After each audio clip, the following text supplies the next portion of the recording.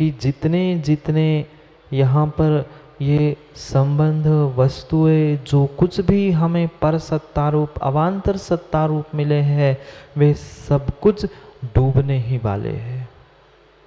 तिनके को तो देख के सबने कह दिया तिनका तो डूबने वाला है, वो दूसरे को क्या सहारा देगा। पर मात्र तिनके की और पानी की बात नहीं चल रही है, संसार सागर में डूबने की बात चल रही है।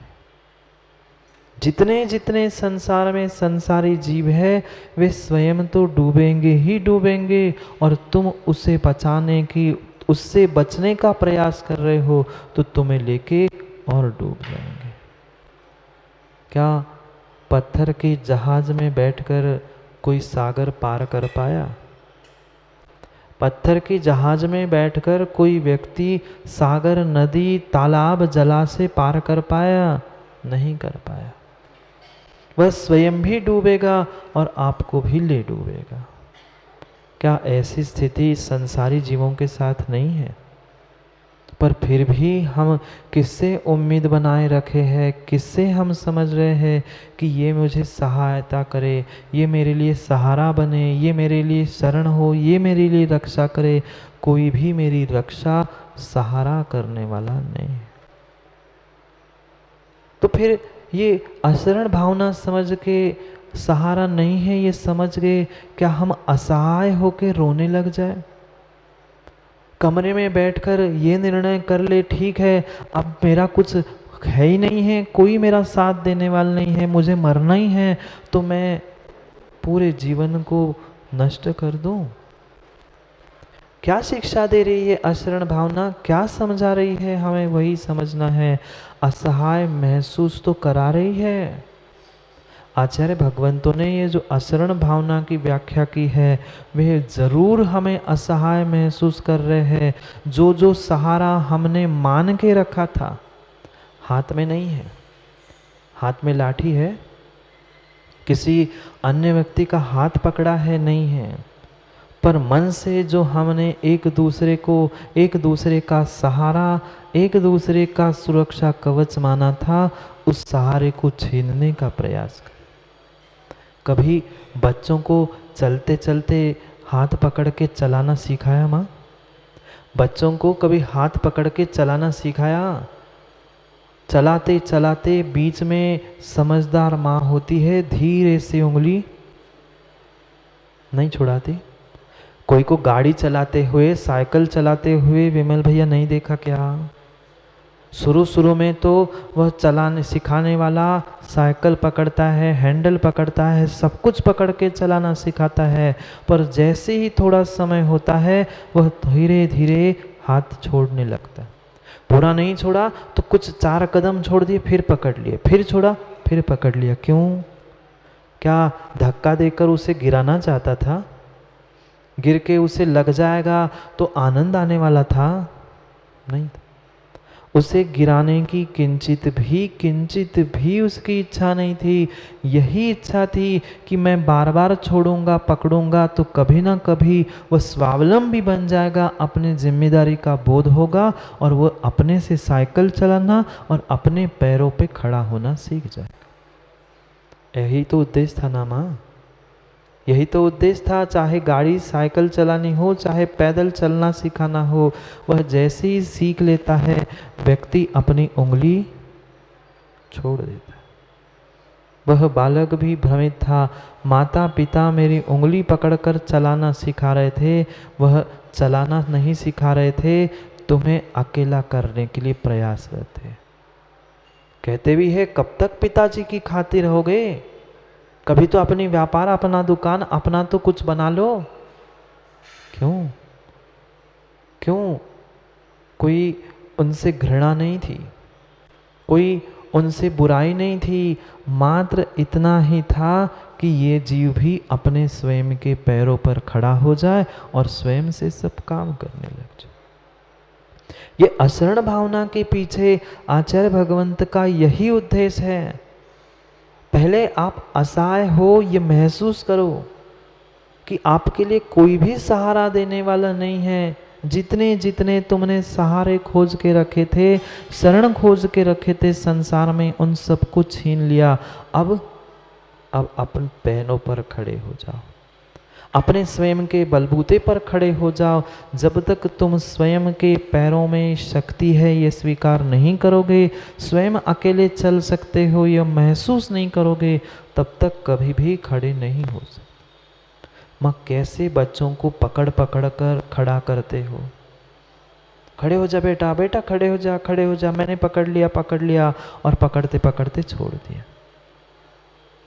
बिल्कुल यही स्थिति अशरण भावना में आचार्य भगवंत हमें समझा है।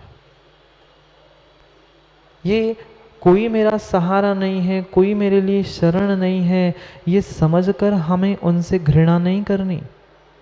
क्योंकि सत्य का बोध होने पर अक्सर यही होता है कि एक तो व्यक्ति उससे घृणा करता है, द्वेष करता है, उससे कुछ विपरीत करने का प्रयास करता है।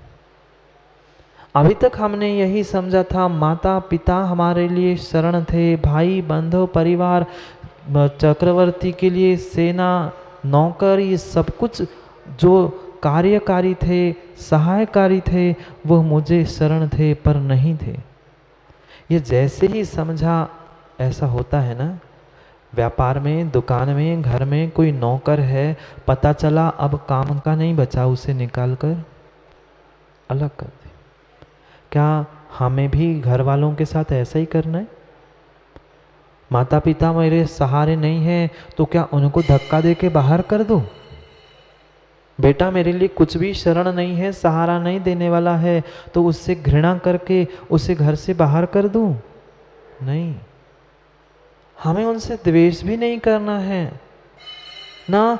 किसी जिसे हमने मित्र माना था, जिसे हमने नौकर बना के रखा था, उससे हमें शत्रुता भी मोड़ने नहीं तो अक्सर ऐसा ही होता है। जब तक काम बनता है पंडित जी, तब तक बहुत व्यक्ति आगे पीछे घूमता है, बहुत सारी सेवा करता है, और पता चला कि अब निहाल पंडित जी हमारे काम के नहीं बचे हैं। क्या करता है? तुम जाओ, तुम्हारा काम जाने। ऐसे ही आज के पंचम काल के जीव हो चुके हैं। क्या करे विमल भैया, आजकल यूज एंड थ्रो का जमाना है ना। यूज एंड थ्रो का जमाना है। चाहे भोजन की थाली हो, पानी पीने का ग्लास हो, चाहे जो भी सामग्री हो, प्रयोग करो, फेंक दो। पर वकील साहब व्यक्ति भ्रमित है। वस्तुएं संसार की जितनी बनी है वो तो यूज एंड थ्रो के लिए है, इस्तेमाल के लिए है। और जो इंसान बने थे ये एक दूसरे के प्रेम वात्सल्य के लिए बने थे। पर व्यक्ति भ्रमित है। जहाँ वस्तुएं इस्तेमाल के लिए थी और व्यक्ति प्रेम करने के लिए थे, वह व्यक्ति आज उन वस्तुओं से प्रेम कर रहा है और इंसानों का इस्तेमाल करके छोड़ रहा है। सत्य नहीं है?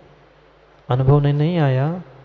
कर लो। अनुभव में नहीं आया हो तो अभी तक आप बीती बात को याद कर लेना, इंसान ऐसा ही हुआ है।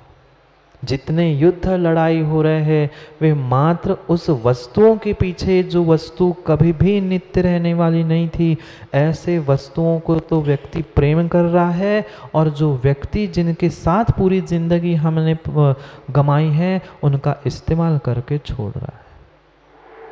क्या हमें भी ऐसा ही करने के लिए सूचना दे रही है अशरण भावना? नहीं, अशरण भावना कभी भी ये नहीं कह रही है कि तुम वस्तुओं का और व्यक्तियों का प्रयोग करके यूज एंड थ्रो, फेंकना नहीं है। आज तक हम जो उनसे अपेक्षा लगाए रखे थे कि ये मेरे काम में आएगा, ये मेरा सहयोग करेगा, ये मेरे लिए सहारा बनेगा, उस अपेक्षा से दूर होना है बस। दोनों बातें समझना, ना उनसे द्वेष करना है, ना उनसे शत्रुता लेनी है, ना उनसे घृणा करके धक्का मारकर कहीं बाहर भेज देना है। रहना तो हमें उन सबके साथ ही है, पर ये बहुत बहुत बड़ा सत्य का निर्णय करके हमें उठना है कि हाँ, आज तक मैंने किसी से अपेक्षा की, किसी से उपेक्षा की, किसी से राग किया, किसी से द्वेष किया।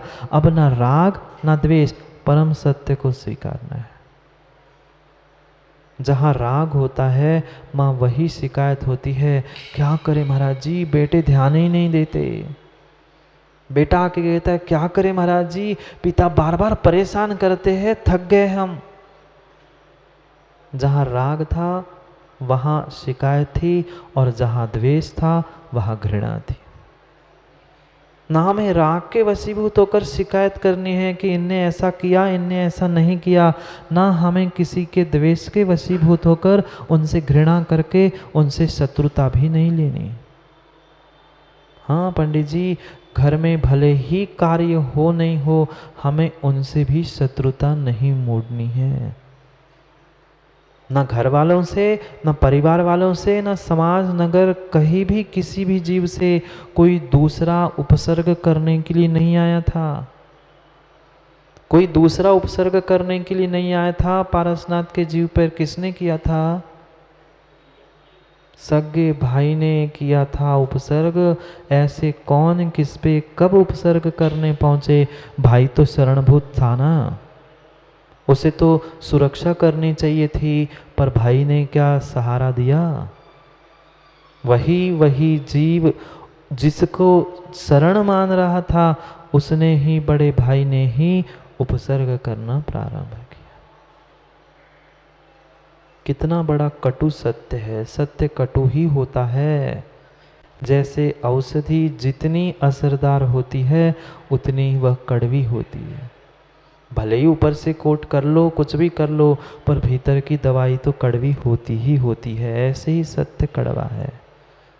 उस कड़वे सत्य को ही हमें मीठे शब्दों में, मीठी भावनाओं में, मीठे चिंतन में सोचना है कि वास्तविकता में है क्या। ये अशरण भावना हमें यही समझा रही है, जीना तो है, इनके साथ ही जीना है। अकेले कब तक जी पाओगे? कोई मनुष्य अकेला सोच भी ले, मैं अकेला जंगल में जाके रह लूँगा, मैं अपना अपना काम कर लूँगा, 2, 4, 8, 10 दिन से ज़्यादा अकेला रह नहीं सकता। रहना सबके ही साथ है। सबके साथ रहते हुए हमें अपने आप को ये समझना है, ये मेरे लिए शरणभूत नहीं है, नहीं है। ना हमें अपने जीवन को नष्ट करने का विचार करना है, क्योंकि कुछ युवा ऐसे भी सोच रहे होंगे, ठीक है जब मरना सबको एक दिन अपनी अपनी बार है, और मरती बिरिया जीव को कोई न राखन हारे, कोई रक्षा करने वाला नहीं है, मरना भी है, कोई सहारा ही नहीं है, तो मर जाऊं ना, नष्ट कर दो जीवन को। कब तक जीवन ढोता रहूंगा? अकेले जी नहीं सकता, सहारा मिलना नहीं है, तो मर जाऊं? नहीं, बिल्कुल नहीं, बिल्कुल नहीं। एक घटना कही हमने पढ़ी थी, एक सत्य घटना है वकील साहब, शायद आप लोगों ने पढ़ी हो, सुनी हो, नहीं पता। ऐसा ही एक बहुत बहुत बहुत अच्छा एक चित्रकार था, बहुत सुंदर चित्रकारी करता था। पूरे देश में उसके चित्रों की मांग थी। जो भी चित्र बनाता बहुत अंतरंग से बनाता था, और उसे देखने के लिए और खरीदने के लिए कई लोगों की मांग एक के पीछे एक लगी रहती। अचानक एक दिन ऐसा हुआ कि सुबह सुबह वह उठा, नहा धो के तैयार हुआ, और मन में विचार था कि मैं ऐसा ऐसा चित्र बनाऊं। उतने में उसके एक मित्र का समाचार मिला, और पता चला उस मित्र की मित्र के एक्सीडेंट हो गया, और उसकी दोनों पैर टूट गए। वो सोचता है ये क्या है, आज सुबह से ही ऐसी बात हो गई। जो मेरा मित्र था, जिसके साथ मैं पैदल घूमने के लिए जाता था, जो हमेशा मेरे लिए अच्छे बुरे दिनों में सहायता करता था, उसके ही पैर टूट गए। मुझे कुछ चाहिए होता था, वो सब कुछ सामग्री ला के देता था देश विदेश से, उसके ही पैर टूट गए। अब मैं क्या करूं? चित्र बनाने के लिए मुझे उसका कितना बड़ा सहारा था, उसके पैर टूट गए। अब विचार कर ही रहा था, इतने में पता चला, भोजन करके फुर्सत होके पुनः सोचा चित्र बनाऊं, दूसरा फोन आ गया। उसका जो दूसरा मित्र था, उसके दोनों हाथ रोड एक्सीडेंट में टूट गए। और उदास हो गया, और खेद खिन्न हो गया। वो सोचने लगा, भाई एक मित्र उसके पैर चले गए, दूसरा मित्र उसकी हाथ चले गए, अब मेरा तो नंबर नहीं आएगा। ऐसा लगता है ना, बगल के मकान में कोविड का फ्लेक्स लगा, इधर के मकान में कोविड का फ्लेक्स लगा, मेरा नंबर तो नहीं आएगा अब कोविड में, डर रहे लोग। वैसे ही वो भी सोचने लगा, एक मित्र के पैर गए, एक मित्र का हाथ गया, मेरे हाथ पर तो नहीं टूटेंगे। ये सोच ही रहा था कि शाम का समय होते होते तीसरे मित्र की आंखें चली गई। ये समाचार उसने सुन लिया। एक दिन में एक के बाद एक, एक के बाद एक, ऐसे 3 जबरदस्त दुर्घटनाओं को सुनकर उसका दिल दहल गया, मन उदास हो गया। वो सोचने लगा, अब क्या करूं, अब करूं तो क्या करूं। मैं जो कुछ भी करता था, इन तीनों मित्रों का मुझे परम सहारा था, ये मेरे लिए सब कुछ करते थे, और आज इनका हाथ, किसी का हाथ, किसी की पैर, किसी की आंखें, किसी का कुछ, मेरा नंबर भी लगेगा। बेचारा रात भर सो नहीं पाया चैन से, रात भर दिलो दिमाग में उसकी एक ही बात आयद, अब मेरे भी पैर टूटेंगे, मेरे हाथ टूटेंगे और मेरी भी आंखें चली जाएंगी। ऐसा होता है, कई बार ऐसा होता है, बगल वाले को, घर में किसी को सामान्य बुखार भी आ जाए तो माँ लगता है ना, मुझे नहीं हो जाए, मुझे ना हो जाए, मुझे ना हो जाए। अब तो बात ही अलग है कोविड की, पर सामान्य भी कोई बीमारी हो जाए तो हमें भी लगता है, अरे पिताजी को था, हमें तो नहीं होगा, माँ को था तो हमें तो नहीं होगा। लगता है कि नहीं विमल? उसने भी सोचा अब मित्र आने से रहे, वह रात भर बेचारा सोचता रहा, हो ना हो मेरे भी साथ यही होगा, कब मेरे पैर टूट जाए, कब मेरे पैरों का, हाथों का और आँखों का सहारा छूट जाए। मित्रों का तो सहारा छूट गया, ऐसे ही मेरा भी ये जीवन नष्ट होने वाला है, मैं क्या करूं। रात भर उसने सोचा और दूसरे दिन से सुबह से निर्णय किया कि आज से मैं कोई चित्र बनाने वाला नहीं। क्या कहा? पंडित जी, आज से मैं कोई कविता लिखने वाला नहीं हूँ। जब मैं नहीं बचने वाला हूँ, लिखने वाला बचने वाला नहीं है, और जितने प्रकाशन किए हैं कुछ भी बचने वाला नहीं है, तो उससे अच्छा ना लिखूँ ना। क्यों व्यर्थ में मेहनत करूँ, दिमाग लगाऊँ, कागज पेन भर लूँ, क्यों लिखूँ। लिखने वाला नहीं बचा, लिखा बचा नहीं है। कितने कितने बड़े बड़े कवि निकल गए, कितने बड़े बड़े चित्रकार चले गए, मेरा कुछ अस्तित्व ही नहीं है। मेरी आंखें फूट जाएगी, हाथ पैर चले जाएंगे, मैं किस लिए लिखूं। है ही नहीं है किसी का सहारा। जब शरीर साथ नहीं देगा, मित्रों ने साथ नहीं दी, मैं किसके लिए चित्र बनाऊं और किसके लिए कविता लिखूं। उदास हो गया, निर्णय कर लिया कि आज से मैं कोई भी चित्र बनाने वाला नहीं। घर के लोगों ने और जो कुछ भी मित्र थे उन्होंने फोन पर भी खूब समझाया, भाई तू ये क्यों कर रहा है ऐसा, क्यों अपने आप जीवन से विमुख हो रहे हो। जीवन से विमुख नहीं हो, बिल्कुल जीवन से विमुख नहीं हो। तेरे साथ जरूरी है क्या? तेरे मित्रों के पैर टूट गए, तेरे मित्रों के हाथ आंखें वो चली गई, तेरे साथ ये हो जरूरी नहीं है। क्या समझाते घर वाले? ऐसे ही समझाते हैं ना, उनके घर में मृत्यु हुई, तुम्हारे यहाँ होगी क्या? नहीं होगी तो क्यों डर रहा है।